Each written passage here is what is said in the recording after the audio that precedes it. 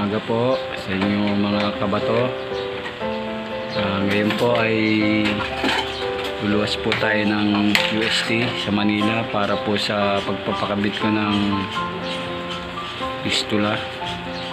Ito po at naghahanda na po kami. Hihintay lang po kami ng ambulansya para po yung gagamitin namin sa pagbiyahe. Kailangan po kasi ay maaga po kami doon para makapagpahinga pa po ako sa hospital kahit paano bago yung aking operation.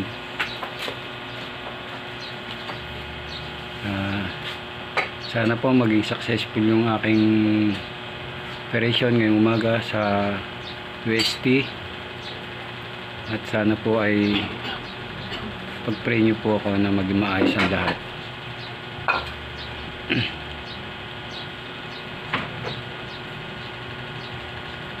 Okay na yun, ma? Alis matay ba po yan? Patay ka na.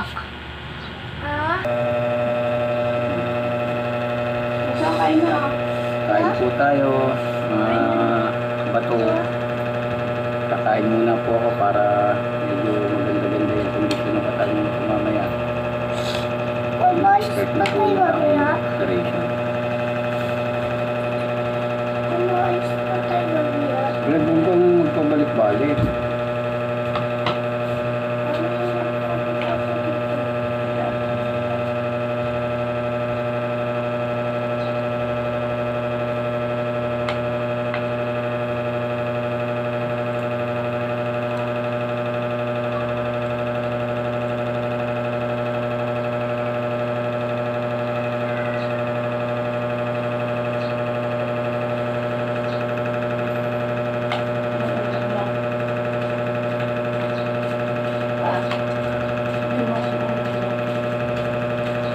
Kulang po dito slow side up.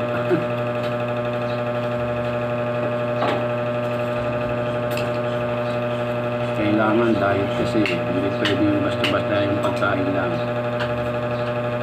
Dapat kahit nagda-dialysis may ingat pa rin po tayo sa pagkain.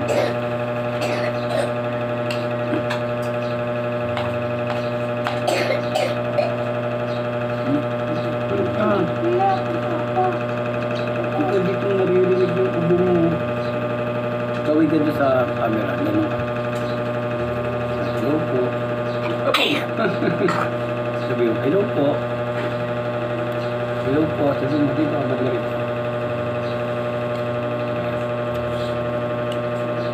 Hello po. Papa, nagkagay. Ito po yung aking bunso, si Alfred, Lucas. Yan po nagbabantay sa akin pag wala si mama niya. Nabantayan niya po ako dito sa bahay. Hello pa, hello. Nako. Ay ka na rin. Ha? Diyan ka? Dito daw ka para Ayan. nakikita siya daw. Ano? Nakita kayo ng ako magabi. Mga guys, mga guys, kain po tayo. Silang kanin ha. Ito stretchable po ito para sa pagpapalakas po ng ugat. Pampalaki ng ugat para po mamaya pag in-ultrasound po yung braso ko, madaling makita yung ugat na paglalagay ng pistula. Ito po, stretchable po ito.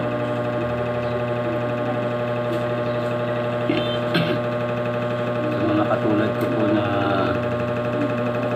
papakabit ng pistula, ganito lang po gawin nyo para tumanda yung ano ng mga ugat nyo, para madaling makita. Ultrasound, Hotdog pa. stretchable. Ay! May kawali na dito. May mantika yan. Kain ka na. Sabihin mo sa kanila, guys, kain po tayo. Yun o.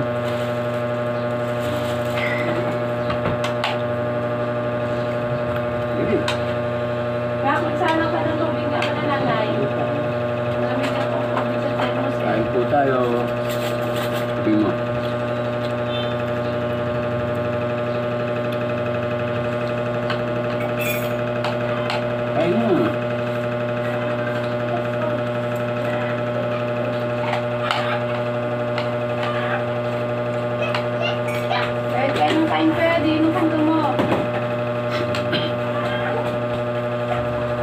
bago po tayo mag-take ng ating mga gamot na maintenance, kumain po muna tayo para hindi po tayo samain yung ating tiyan, para maging maayos din po yung ating katawan. Kailangan bago tayo kumain, uminom ng gamot, dapat kumain muna tayo para walang maging problema.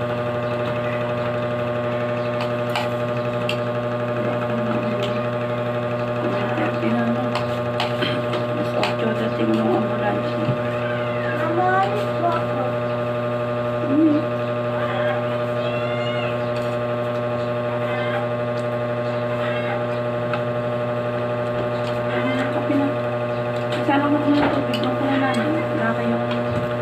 Para po malaman niyo pa po yung mga iba pang mga detalye, please subscribe my channel Kabato Vlog para po sa mga ladies. comment lang. Mag-comment. Meron pa po kayong mga tanong, comment lang po kayo sa aking YouTube channel Kabato Si KD Warner. si KD Warner. Laban lang tayo mga brad sis.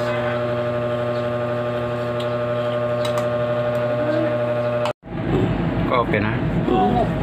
Coffee na to? Ito po, magandang umaga po ulit sa inyo mga kabato.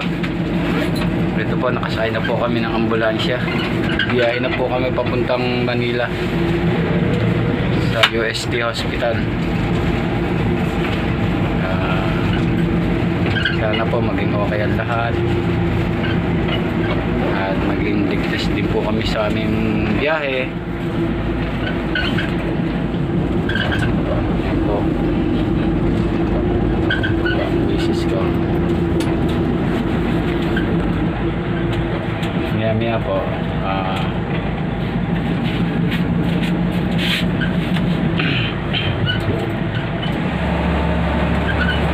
Tingnan mo ako, Mel.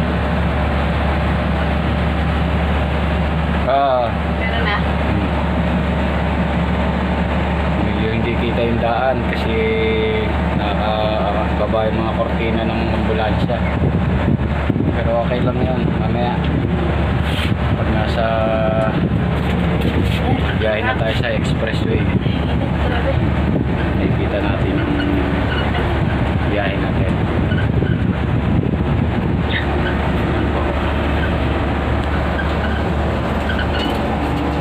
Driver. Hello po, ngayon po, lalagyan siya ng pistola sa UST. Bale, nagpunta po kami doon August 1. Tapos nagpa-appointment. Ngayon, August 16, yan. Nag-text po yung doktor na pupunta na nga po kami. Sana po maging maayos yung aking operation ngayon. Lagyan ako ng maayos na pistola. Opo, tsaka sana po wala ding bayaran. Kasi sabi, wala ding daw babayaran. Basta may PhilHealth. Ayun po, sa mga nais magpa-pistola, mamaya po update po namin kayo kung talagang totoo na wala po talagang babayaran sa hospital ng UST, para makatulong din po kami sa mga kapwa ko kabato na magpapakabit din po ng pistola na wala pong kakayahan na makapagbayad tulad po namin na wala po talagang budget. Kaya po tayo makakabato ay gumagawa ng paraan kahit sa simpleng sa simpleng paraan, makasakaling merong makapansin sa atin ng mga ibang vlogger na makatulong po sa atin. Oh, no. Shout out kay Kuya Rap. Kuya Rap. Baka mapansin mo yung aming vlog. Kay Boss Tegram. Oo nga, kay Boss Tegram. Yan. Gandang umaga po. Teka Kalingap Rob pala, Kalingap Rob. Yan, lagi pinapanood Kalingap ng biyenan ko eh, nanay namin, si Nanay Meng. Lagi niya pinapanood. At thank you nga pala kay Nanay Meng, nagpunta para kumuha ng ambulansya, para may sakyan kami ngayon. Saka dun sa aming driver ng ambulansya, Kuya Onan. kay Kuya Onan. Salamat. Mamaya po, Sa update namin kayo. kapitan namin, yung suporta niya sa amin, talagang hindi niya po kami pinababayaan. Salamat po. At sa iba pang konsihal, Po, mga konsihal po. mga konsihal po. Konsi Arnel, Libornio. Konsi Ed. Konsi. Incoming Konsi Ed, Ananias. Claim it. Claim it, sabi nga ni Lord, claim it. Saka po sa aming mayor, Ayun hindi po po. kami pinababayaan. Opo, yung buwan-buwan na dialyzer. Maraming salamat. Sige po, mamaya po update namin kayo. Nandun na po kami sa UST. Thank you po. Makikita natin yan after 3 weeks mo na ito kanina. For 3 weeks mo lang tayo. Hello, grabe naman ang mga tita. Dahil KMDS. Let's see. Explain mo na ba?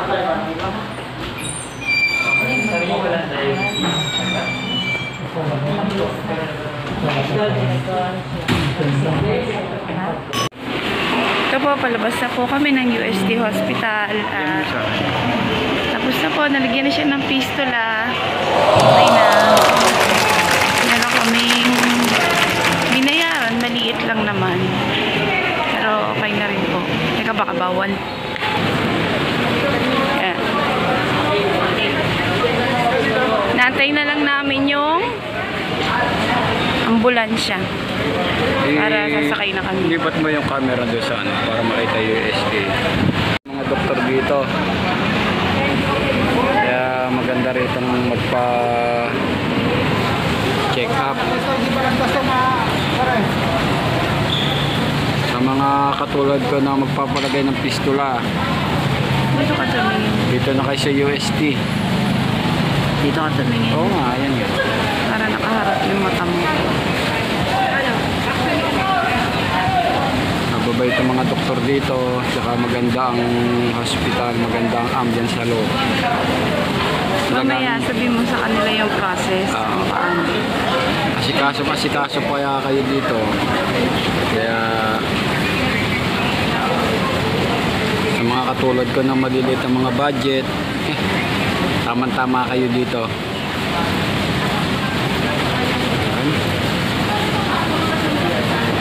May nantay na lang natin yung ambulansya.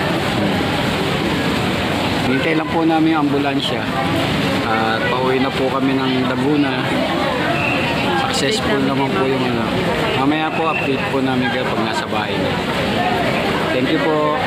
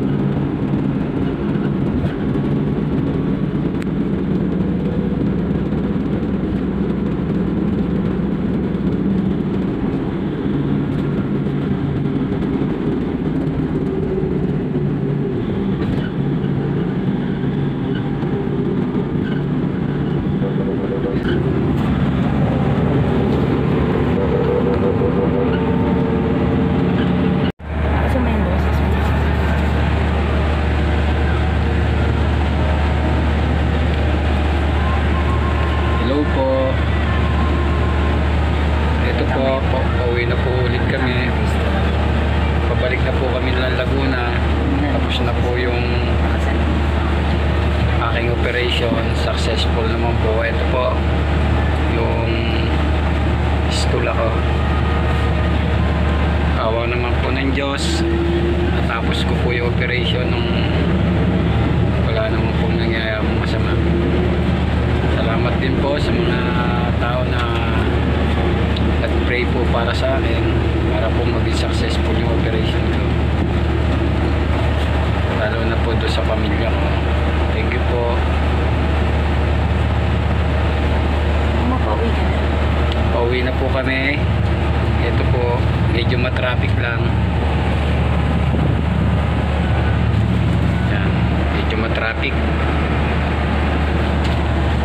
Pero okay lang, pauwi na naman po kami kaya walang problema. Kaya po, update ko po sa inyo yung mga paano gagawin kung kayo po ay magpapapistola dito sa UST. Sa mga nais pong magpunta rito, mamaya po update ko po kayo para maka ano po kayo sa aking YouTube channel. Ay, sige po. Huwag po niyong kalimutan mag subscribe sa aking YouTube channel, Kabato Vlog, para po updated kayo palagi. Salamat po. Apa. Apa. Sige, check up lang naman yun. Sige po. Dito.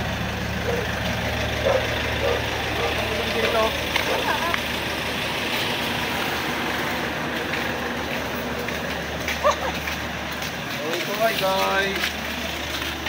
Yan, pupunta kang bebe. Ito na kami. Kalero. Ha? Ngayon si Abu. Sama naman. Ako sa amin sa friend.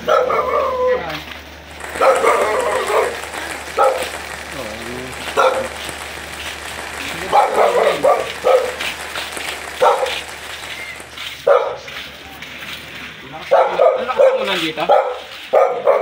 Dito lang. Okay na. Guys, magandang hapon po sa inyong lahat. Pagigising ko lang po. Medyo nagpahinga po ako kasi napagod po ako sa biyahe kanina. Ikukwento ko po sa inyo yung about dun sa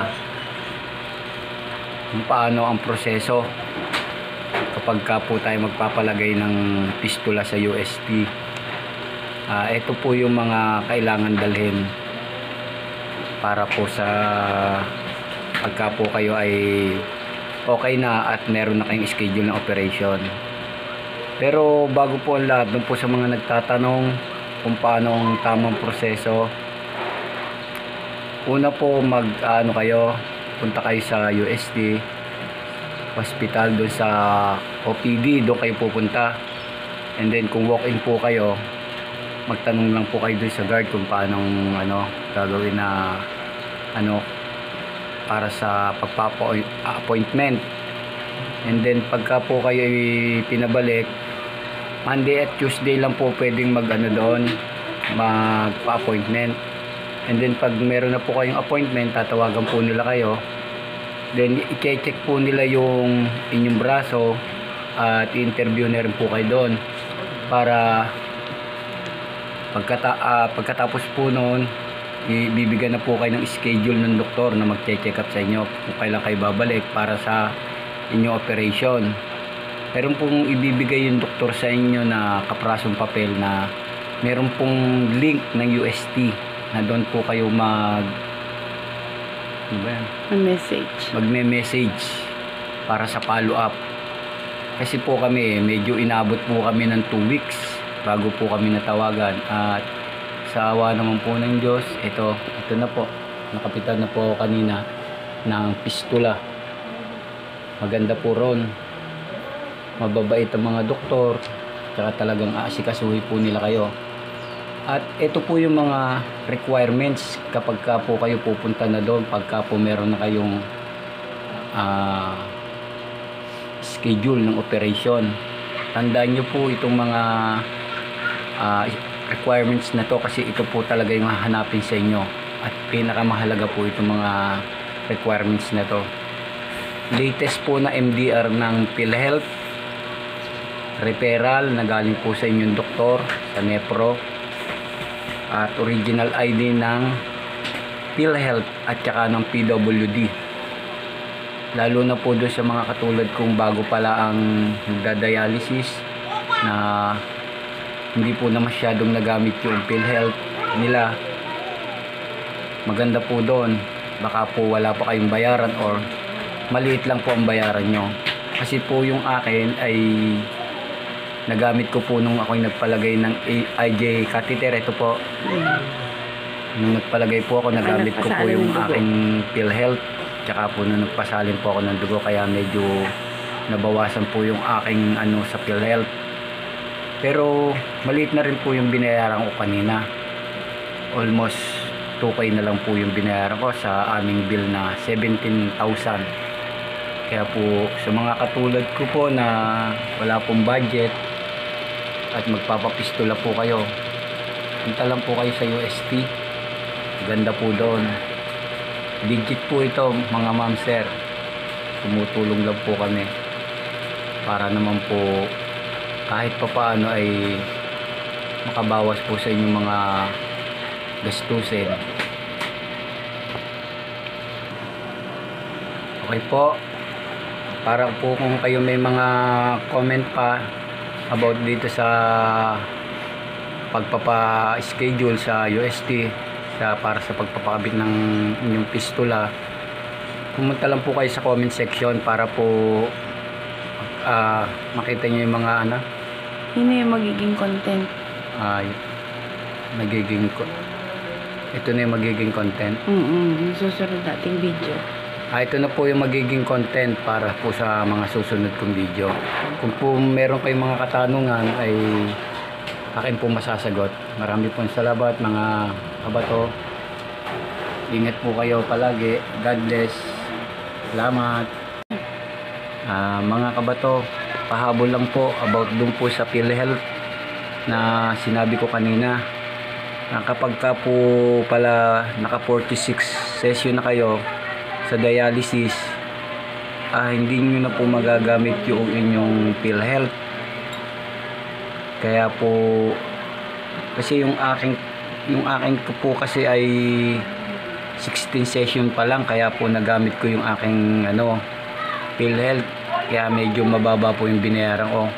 Kung kayo naman po ay magpapalagay ng pistola doon sa UST at medyo marami na pong nagamit doon na session doon sa inyong PhilHealth, baka po yun talagang normal na rate nung babayaran nyo doon, ang inyong bayaran sa